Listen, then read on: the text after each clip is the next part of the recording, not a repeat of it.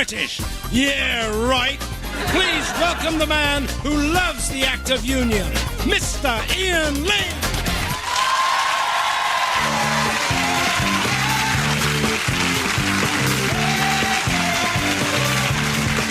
Sorry, a bit late. Thank you. Hello there. Thank you very much. Sorry, busy back there.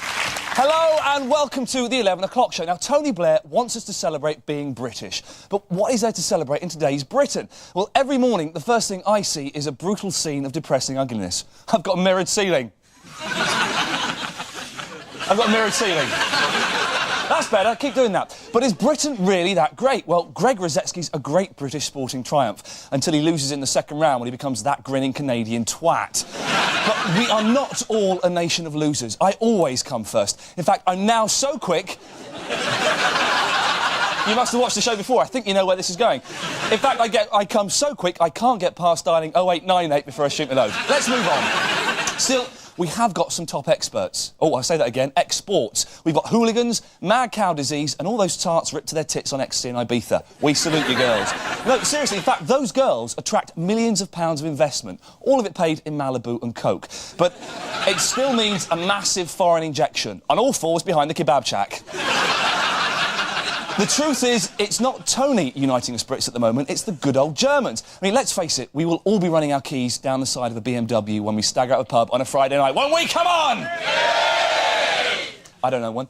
You know, I'm proud of my country and I think we should save the pound, because if we're not careful, the only thing left with the Queen's head on it will be Prince Philip's cock end. But enough of this patriotic palaver. Ladies and gentlemen, please welcome the best of British, Miss Daisy Donovan.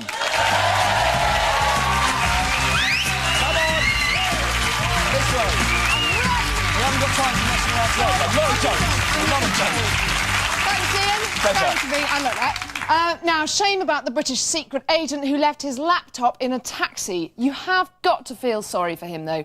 He shouldn't be wandering around looking for a cab. He should be holding a martini in one hand, a gun in the other, operating a radar with his nuts while being halfway up a cellist in a speedboat. I could go on, and in fact... Yeah, just for once, Daisy, I think maybe you shouldn't. Why don't you tell us what's in tonight's show? OK, I will do, then. Robbie Williams talks to top reporter Peter Piper, Ben Miller talks Oscars, and as for Ian... I'll be finding out about the generation gap by talking to a load of old coffin dodgers. Oh, sweet. Now it's time for the headlines. Tonight's top stories. Britney Spears has been taken to hospital after cracking her head open on the set of a new video. Doctors say she's recovering and her breast should go up to a double D cup. Among the Oscar hopefuls at the weekend were the stars nominated for the new smash hit comedy Honey, I Shrunk Eddie Murphy. Dr. Alex Comfort, the author of The Joy of Sex, has died. His wife commented that it left her in a very awkward position. A schoolboy who fell 450 feet off a cliff lost only 3 teeth in the fall. Unfortunately, they came out the back of his arse. Russia's new president, Vladimir Putin, has already made his mark by demonstrating how he's going to raise funds for his country's beleaguered economy. Тони, я очень благодарен вам за этот звонок. That actually happened. As Jack Straw admits that the number of police recruits is falling, a new incentive to join is introduced. 20 minutes of playtime each morning.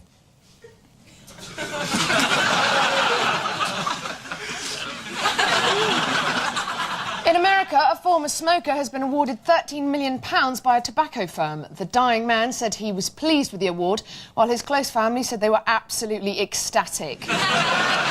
The Pope was in turmoil today when he couldn't decide whether to phone a friend or ask the audience. And those were tonight's headlines.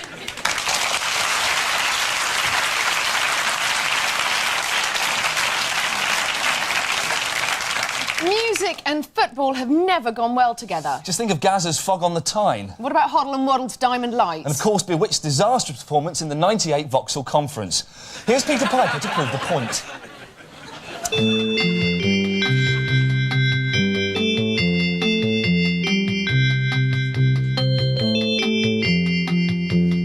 Oh, you're quite good at football yourself, aren't you? I'm not too bad. I played down there, actually. Oh, you played football, did you? Because I used to be like quite good at football myself, actually. Did you play? As a matter of fact, I was brilliant, to be perfectly honest. I don't like to show off or anything like that, you know. But like Southampton Football Club, they was after me.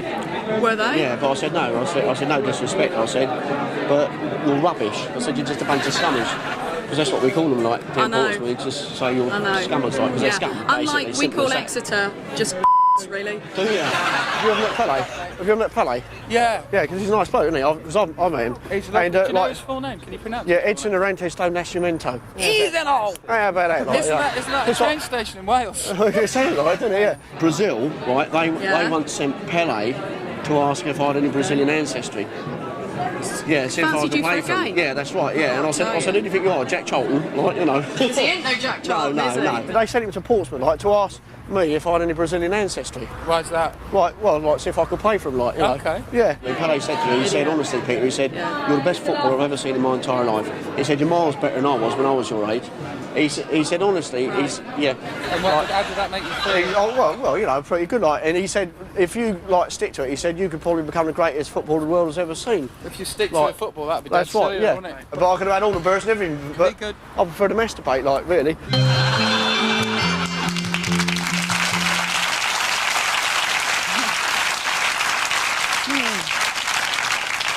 Yesterday, Australians watched in horror as their Prime Minister touched the Queen on the small of her back. It was the worst thing they'd seen on their screen since Harold Bishop gave Toadfish a pearl necklace around the back of Lassiter's. In fact, the Queen actually hasn't been touched down under since Philip took her to see Fatal Attraction, and it's a severe breach of royal etiquette. So how should we behave in the company of the royals? If you're not sure, just follow our simple do's and don'ts of royal protocol. When joining the royals for dinner, do... Always wait for the Queen to start before eating. Don't. Come in from the loo saying, oh, that's made a bit of room. When taking the Queen on a tour of a new hospital, do. Show her the new operating theatre. Don't. Show her a lopped-off knacker in a Petri dish. Remember that the Queen Mum always likes a compliment. Do say... You have a charming smile. Don't say... You've got teeth like a gobful of crunchy nut cornflakes. When trying to accommodate the notoriously stroppy Edward, do. Bend over backwards. Don't. Bend over forwards. When taking the Queen on a tour of a homeless shelter, do. Try and paint an accurate picture of hostel life.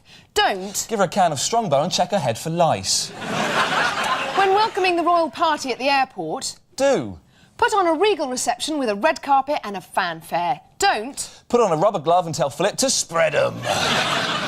And finally, if you're sat next to the Queen during a gala performance, do.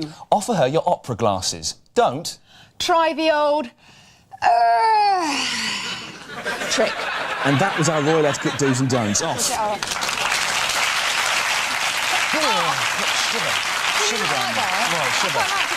Get on, I'm scared. It's been revealed that Catherine Zeta-Jones and Michael Douglas are expecting a baby boy, but by the time the baby's out of nappies, his daddy will just be getting into them. So is the generation gap still a problem? I went to Liverpool to find out. Did you? With people living longer and longer these days, what effect is it going to have on the generation gap? I've come here to the north, where they still die, mostly aged 40, to find out. You remember the good old days? Yes. What was so good about them?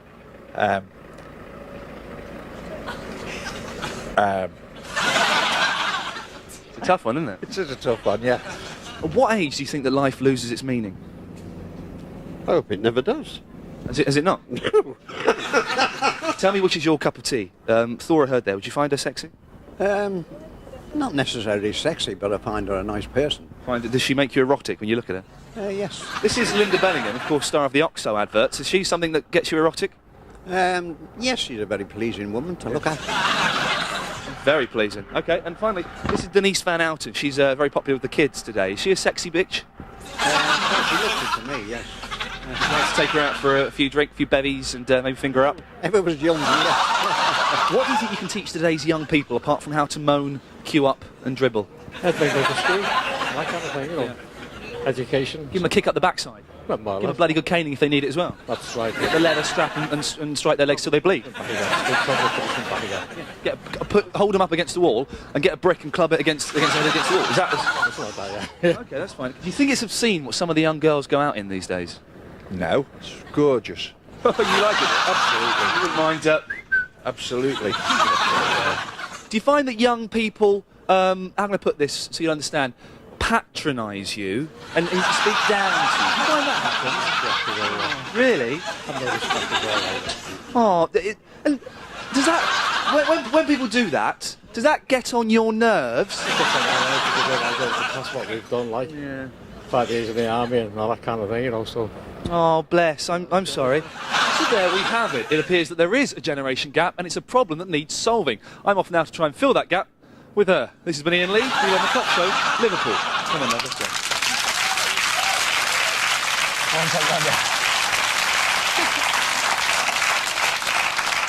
Sometimes it takes a great mind to unravel the key events in our cultural history. Freud, Jung and, of course, Gervais. Tonight, Ricky Dean Gervais tackles the space race.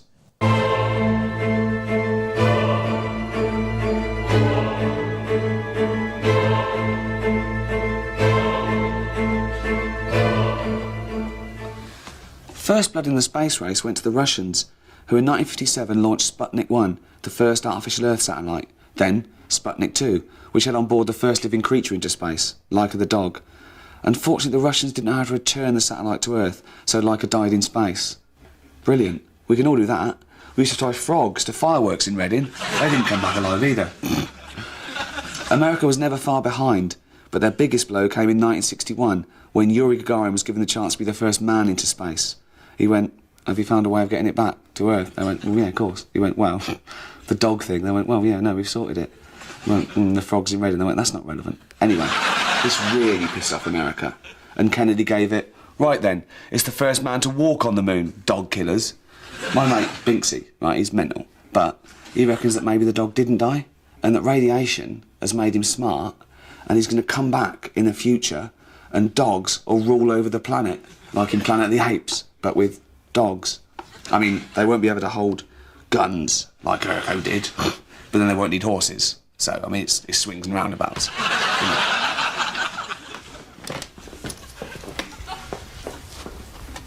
Can I borrow this for a minute?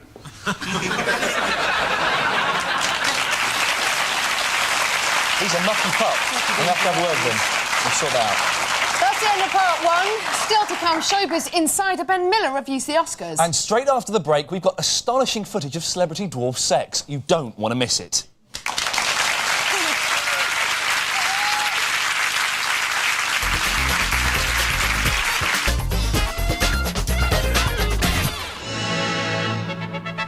...1989, and classy tart Pamela Borders rocks the nation after doing it with tiny sports minister Colin Moynihan.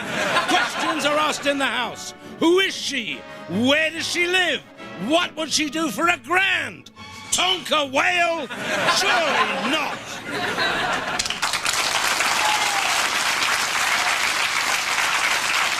That all happened 11 years ago today, and this is the 11 O'Clock Show on Tuesday, March the 28th. Coming up, Ben Miller, but first it's time for another look at today's headlines.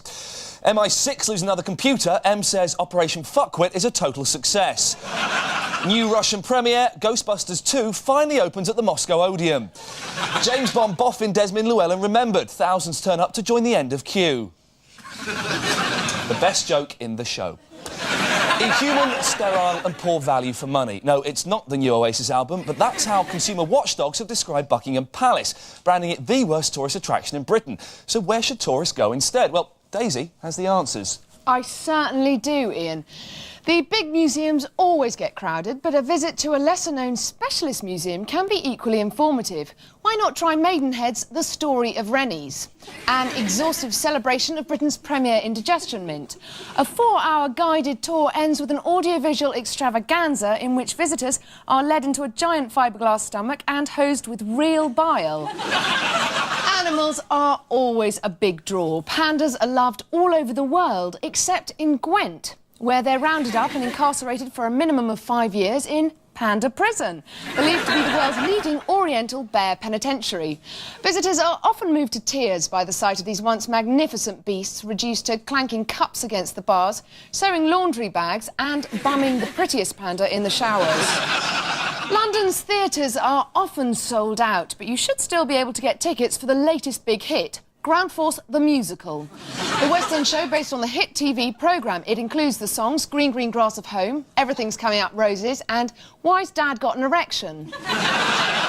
Finally, kids these days aren't frightened by lions and tigers, so... Quick tip, why not take them on a slow drive through Dorset's latest safari park, Pedo Kingdom, in which convicted sex offenders roam free over 40 acres. Just remember, lock those doors. And that was the 11 o'clock show's guide to Britain's lesser-known tourist hotspots. Very nice. Very nice. The haphazard security surrounding Britain's spying network continues to make the front pages. For more on that story, here's Paul Garner with his report. British military intelligence services were today reeling from the latest laptop blunder, which has proved them about as capable of keeping secrets on a computer as Glamnont's Gary Glitter. Last week, MI5 admitted that a computer had been snatched from an agent at a London tube station. And today, MI6 revealed that one of its spies had managed to lose his laptop whilst out drinking in a tapas bar. Police believe the MI6 agent may have been the victim of a classic honey trap sting when they discovered he'd not been drinking alone. Today, they issued a photo fit of a stunning Russian-speaking man-eater they believe he spent the evening with. With suspicion centred on the Russians, it is feared the thefts are part of a tit-for-tat espionage campaign, sparked off by Tony Blair's recent trip to Moscow.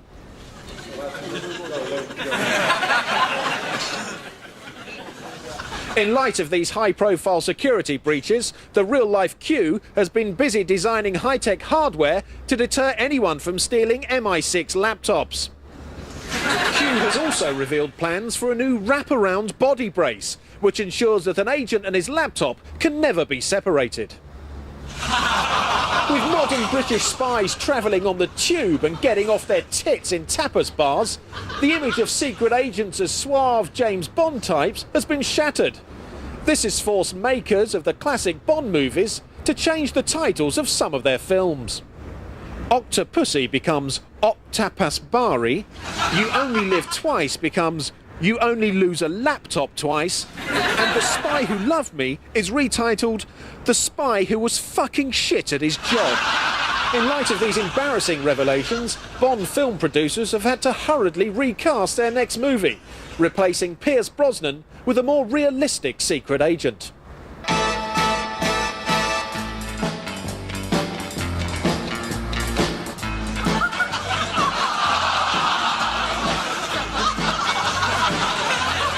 This is Paul Garner, the 11 o'clock show in central London.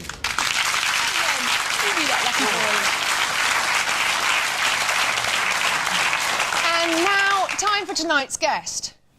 This weekend saw the 72nd Academy Awards with British talent gathering a clutch of Oscars. The Brits haven't gone down so well in Hollywood since Hugh Grant was sunk to the nuts in a hooker's gob. So who else could we get to make sense of it all than our guest tonight? Please welcome Ben Miller. Hey, swanky mother! Good evening. Come on, sit down. Am I facing the wrong way? Yeah, come on, sit. Calm down. You're swanking on now. You're getting swanking on. Big swanker. Now, Ben, it's lovely. It's lovely to have you back here again. It was the Oscars at the weekend, and we know you're a friend to pretty much all the stars. Absolutely. So we've called you in to give us an inside track on what went on. Okay? Now, American Beauty was this year's big winner. Is it any good? It's unusual for an American blockbuster because it's not about to sort of fish out of water in the big city kind of thing. I mean, I suppose, you know, it's kind of got some interesting things that are going on in it. And it's got lots of British people in it. One director. Yeah, the director, so that makes it a British film. Yeah, a British film, absolutely, yeah. Absolutely, it's a triumph. It's a complete triumph. We've stormed the Oscars. All right! Hang on, which other Brits picked up we the did. Oscars? Michael Caine, a couple of Brits got nominated for special effects. Ooh. For The Matrix. Yeah. Woo!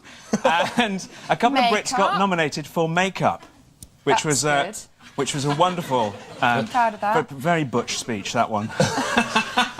two fey British makeup artists. OK, so we've got two British makeup artists and some special effects people. Yeah. What does that mean for the British film industry? It means it's completely turned around. I mean, we've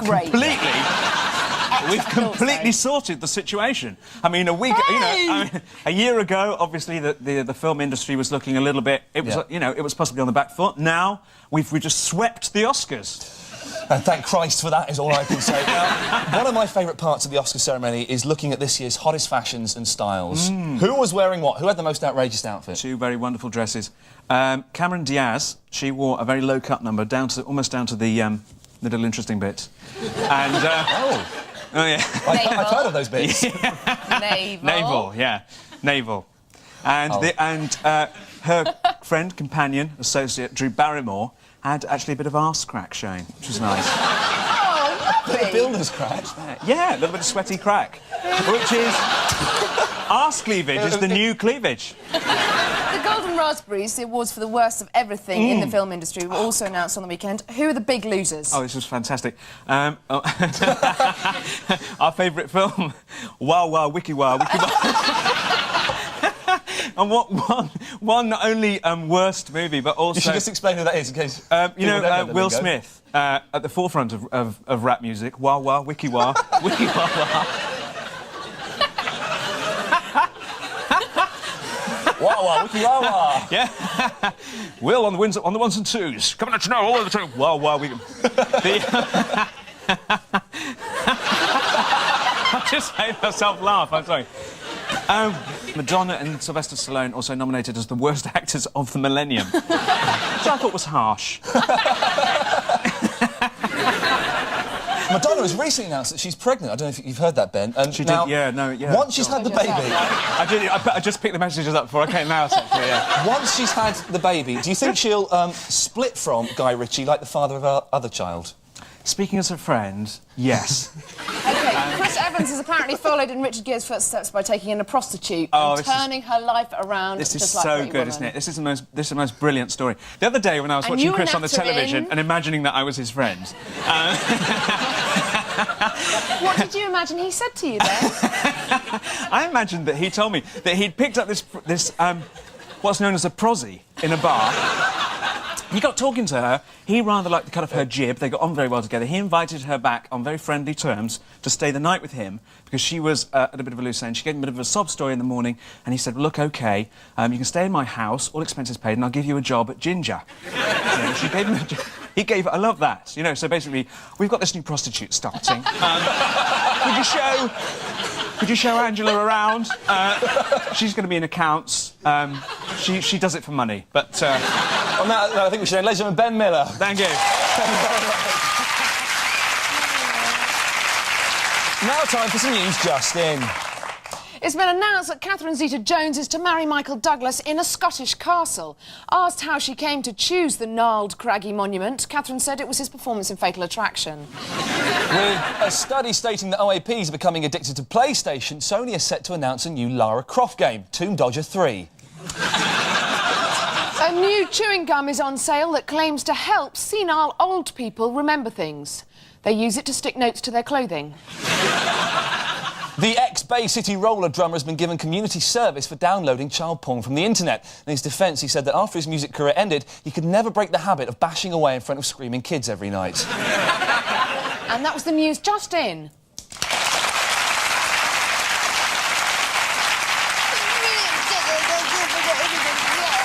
Well, that's about it for tonight's show. But we leave you with disturbing evidence of a shocking new crime, pet passport forgery. Good night.